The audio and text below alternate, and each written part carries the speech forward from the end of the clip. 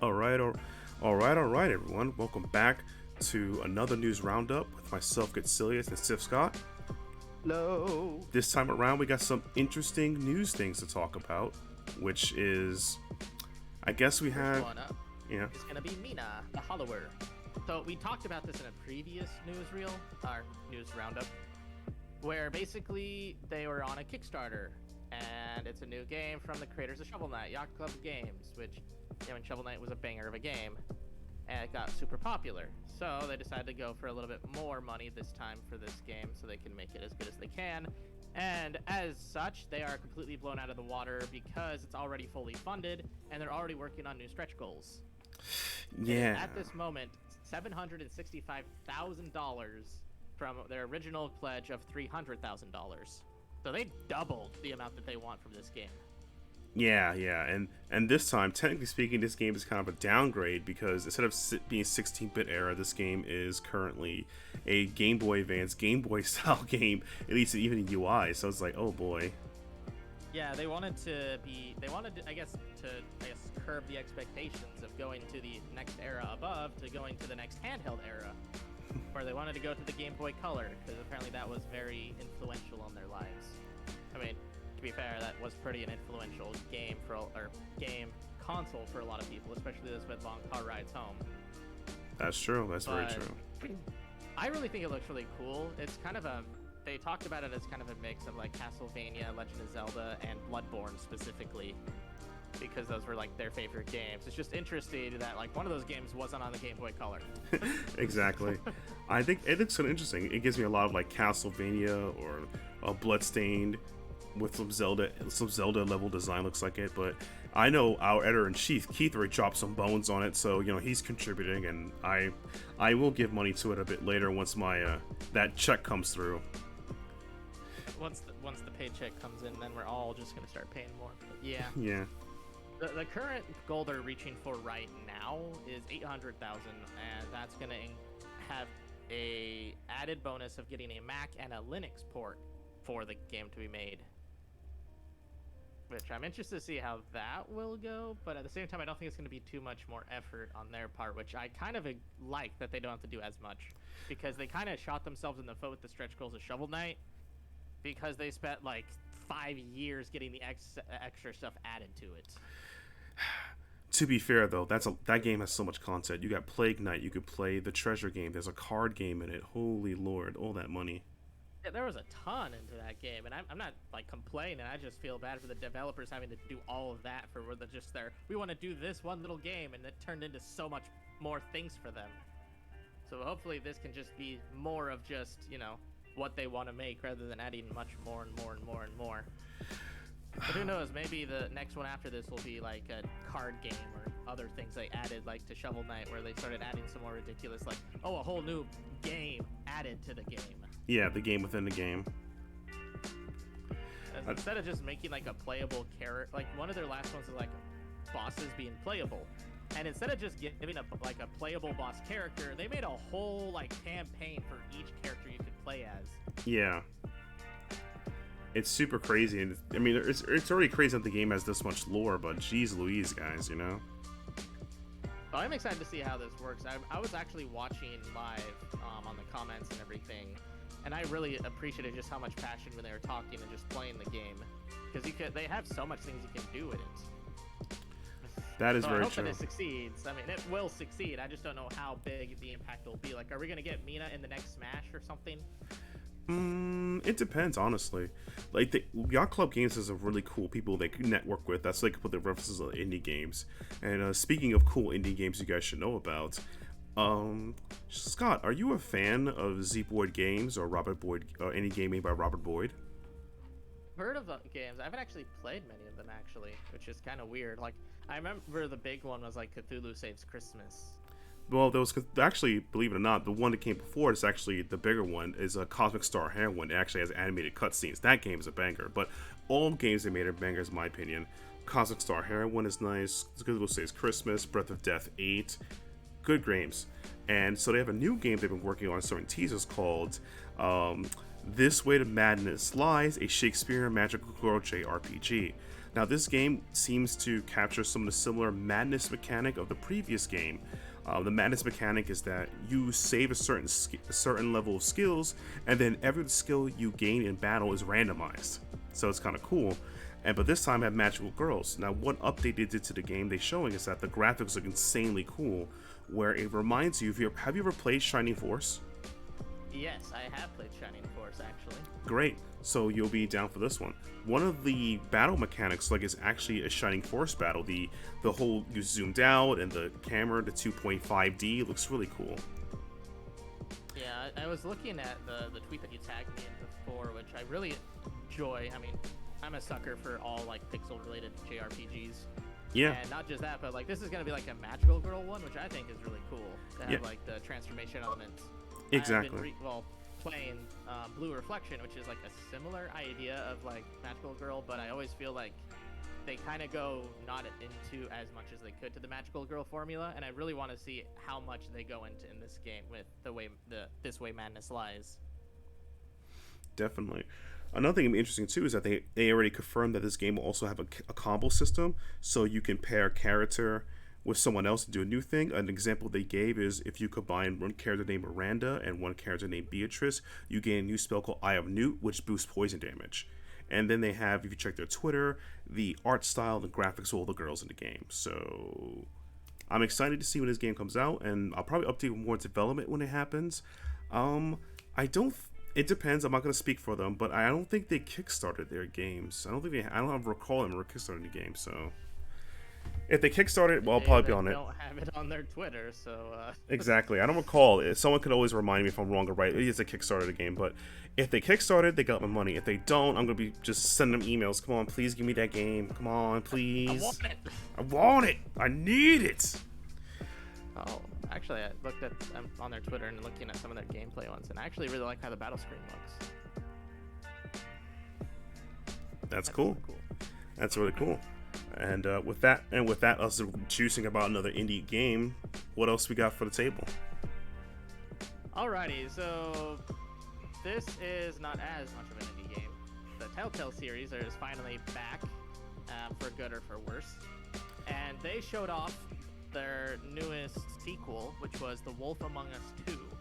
I don't know if you played the first one. I have, and I really enjoyed it. But I also played it because my wife was big into the Fabletown series of comics. Ah, that's a phenomenal comic. There's a video game about it. And I was like, yeah, apparently. And so we played it together. And so when it came out, actually, the first thing I did was show her the trailer. That sounds amazing. I'm actually a fan of Fable the comics as well. Bill Willingham is a good writer, and it's interesting how they got a way of using essentially public domain. But yeah, it's the first game was really cool. I'm glad that they're back. I just hope that they learn from their bad business practices. Yeah, hopefully they have someone who actually keeps track of their finances. And it's kind of important. Yeah, and not the crunching and all that jazz, Yeah, that's unfortunate too. It's just I feel like that's a little more common in game industry, which we need to stop having being common.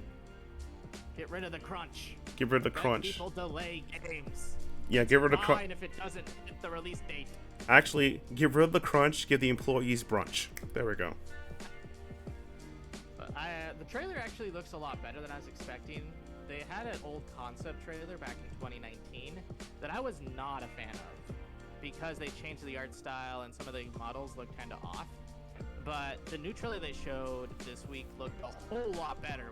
It was still enhanced graphics and stuff because they made it in the Unreal Engine. But it looks so much more closer to the art style they had going in the first one, and I dig it a lot. 100%. I'm in the same thing too. Like I said, I'm more interested to see how they change. Again, we haven't seen a Telltale game in a while, so I wonder what new things they learned and other ways to enhance their games. Because, back during the high Telltale games, they were just pumping the same type of game over and over and over again. I mean, it didn't help they were pumping 5 games out a year or whatever, and just kept adding seasons on top of that. Yeah, that was not good. They didn't exactly have the amount of studios and creators that Activision had to keep pumping Call of Duties all the time. We never endorse that. I would never endorse the Call of Duty mentality. I do not either. I think they need to just let Call of Duty like have a moment of breathing room before they can actually, innovate on it rather than consistently making the same engine with different small elements.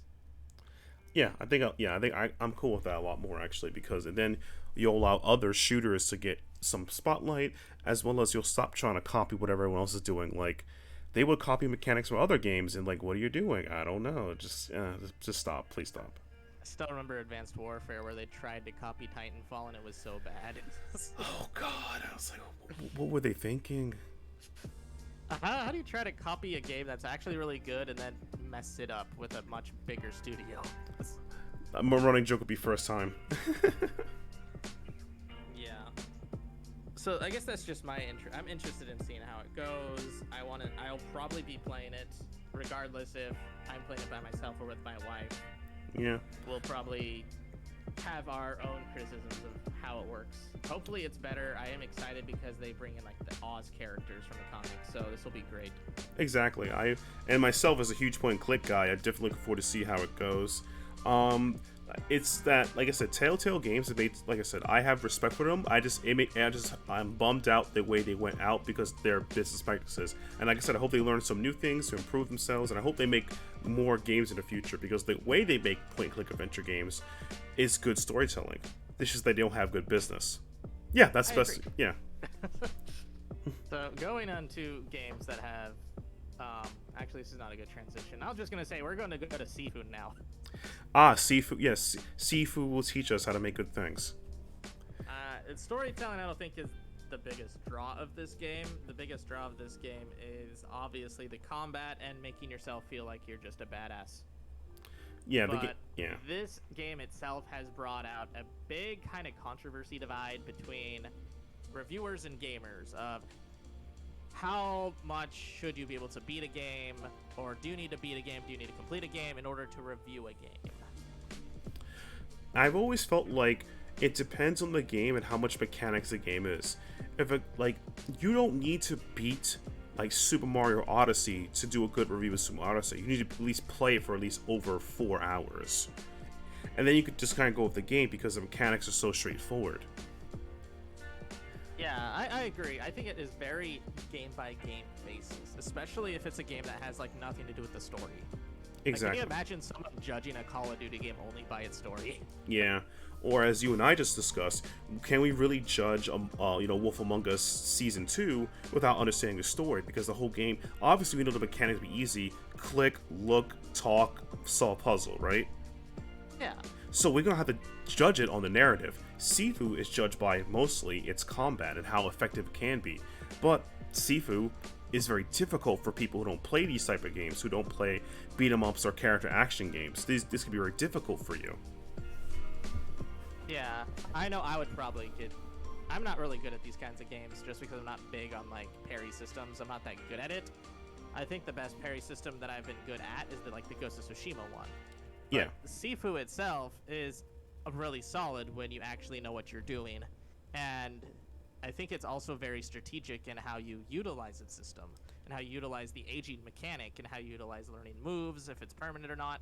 And I think it's interesting because you'll see a lot of probably like runs where people like do no death or full age run just to see like how they can do things.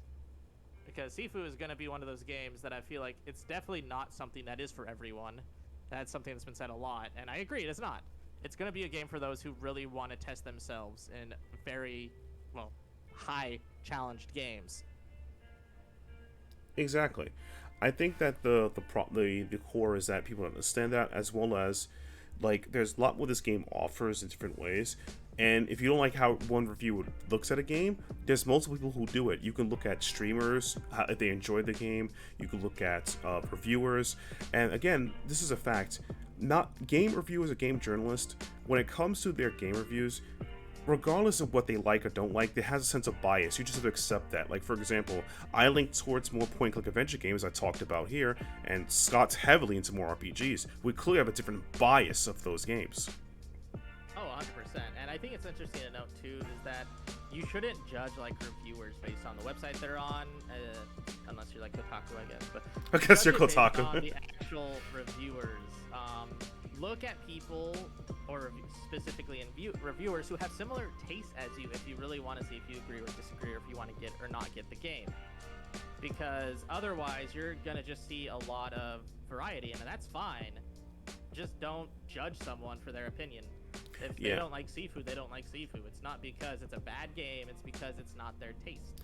Right, as well as the thing is that if I had to judge Sifu is very complicated because there's not a lot of area effect attacks. It makes it very hard, and Sifu has some reliance on weaponry. For a beat 'em up, that's very revolutionary. Most beat 'em ups, you don't really use weapons to maybe to extend your range. You don't care about them. So the fact that you have to think about weaponry, environment, position makes it a lot more nuanced and much more difficult. But people aren't talking about. People are like, oh no, this game is hard. LOL, my feelings, whatever. And that's the one thing I'm upset about the Sifu discourse. Is that we're not talking about game design, how interesting, what things does right, what things does wrong. We're just like, well, it's hard. LOL, can't play no more. You know? Yeah, I think it definitely oversimplifies the conversation, and I don't think that's a good thing. I prefer talking about things that it does right and things that it does wrong. I'd rather have that recourse than one that's just about, oh, it's too hard, or some people who are like, this is just my difficulty level. Right, 100%. Like if you guys want a more taste of that, you can check out our Ignis Universa video we did. Is it Universa? Universia. Yeah, our Universa video. When we played the game, it's a pretty long playthrough. We discussed towards the end what we liked about the game, what we disliked, and things to improve upon. And the developer left a beautiful comment, which is nice, and it listened to consideration. I thought the RPG mechanics weren't that deep into it, but the story mechanics were strong. Yeah. I agree with those sentiments, which I'm really happy because I'm in their Discord and I see that they're working on making more RPG elements into the game, which I am all for. Yeah. And the reason why I had that system with the game is because I look at its entirety of it. What it did right, did well. The game is hilarious. The game does a lot of things well, but the RPG just felt like kind of wasn't there. But I'm really looking for to improve the game, and that's how you look at it. Look at its totality. Try to look for reviews of people's totality, even if they have bias or not. And I think that's what's missing in the Sifu discourse. People discussing what makes the game good or bad, not just it's hard. There's a lot of games that are hard. Dark Souls is hard. And you know what's also hard about Dark Souls? They have no servers. That is actually a fun segue. But yeah, Dark Souls servers are offline, and they're still offline. They've been talking about that they do an update to the servers, but they still haven't put it online. I know it's sending one of our people at the Outerhaven into kind of constant anguish. Keith deserves it. He plays Dark Souls. The game. It's all about anguish anyway. He's learning from someone. This is Dark Souls' most difficulty level. The difficulty level where you can't go online when you need to. Exactly, and it's pretty. But I wonder if they're gonna be doing. They're gonna be waiting until Elden Ring comes up before they put the servers back up. That's true. They could be trying to just like remove the soft crossware because they could be trying to migrate servers over to Elden Ring. Because Elden Ring is their biggest project as a date, right? Yeah, and it probably is one of their most highly anticipated ones. So they're probably gonna have a humongous launch. Yeah, humongous. Yeah, humongous. They won most anticipated game twice now. The Game Awards last year and the year before. Oh man, I'm just looking forward to the memes. But yeah, I'm not a Souls person, but I think it'd be pretty fun to check out though. I'm not really either. Again, I mean, Dark Souls itself has some fun mechanics, and you can do some pretty cheesy builds if you're really into it. I sometimes like min-maxing. RPGs are easy with that, but Dark Souls makes it where if you are a min-maxing character, you just put yourself on a more even playing field more than actually, dominate the competition. That's great. And I guess, is there any more news topic we have? I believe that should be. Are we at the final one? Or? We have also to talk about the Steam Deck. Yes, the Steam Deck. Oh no. Lifted its tech embargo, and basically there's been some discourse about it. First off, the battery is like a laptop battery, which means you have like 3 to 4 hours playing time on it, which I don't think is that bad. Some people are not very happy about it. They wanted like a 24-hour experience or something. I'm not sure. Yeah. Though they actually have some really good speakers for some odd reason. It looks a lot. Also, it's a lot bigger than I was anticipating. I think it looked a lot. It looks like it was bigger than their prototype model.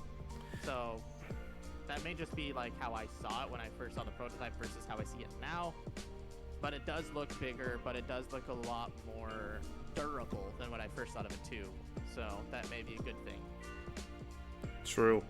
The only thing I heard about it was when someone compared it to the Switch ODL.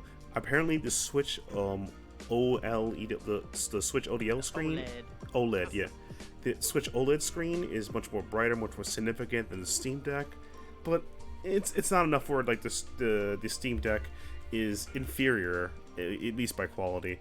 The only thing stopped me from getting a Steam Deck is the price point. The price point's really high. The price point or the availability. If you try to order one now, you may get it like next year if you're lucky. Yeah, pretty much. But yeah, you do bring up a good point. So the OLED model of the Switch does have a more vibrant and a more colorful screen. The Steam Deck has, I think, a little more of a dynamic one where it adjusts to your lighting. It doesn't look nearly as good as the Switch OLED models, but it doesn't look bad either. But I think that's just because the Switch OLED models is a whole lot better than their old Switch screens. Which, I mean, some people would notice if they got it, but it also isn't really worth the price point if you already have a Switch. So. Exactly. Switch. And that one, I guess, is our last topic, the Steam Deck. So. Yeah, no. I'm sighing in pain because Switch. I still think the Switch is generally expensive as a console. So I feel like a Steam Deck has like various points and and it's just based on memory. So I feel like if I could figure out how to buy a Steam Deck and, use my own terabyte hard drive system, but even then it's a lot of money. Yeah, you're looking at like $500 for the cheapest one. But hey, scalpers don't get it at this point, at least. You just have to, be patient, apparently. True. And anything that works with scalpers is worth it, in my opinion. True. And speaking of patience, thank you guys for being patient with this video. For us, this one may be a little bit on the not really the longer side, but I hope you guys enjoyed it. If you enjoyed the content, please subscribe to the channel. It really helps us a lot. Like the video as well, and share it amongst your friends and the social medias you can. You can also check out in the descriptions box. You'll see my social media, which is my Twitch and my Twitter, where you'll see me tweet memes and play other things, as well as Scott. Scott also tweet memes and plays Genshin Impact, and apparently he's not broke yet, so I'm proud of him. Hey, I haven't bought too much stuff on it. Granted, I mainly spent stuff in the beginning, but that's beside the point. Well, yeah. And thank you guys for spending your time with us. We'll see you guys in the next one. See ya. Bye.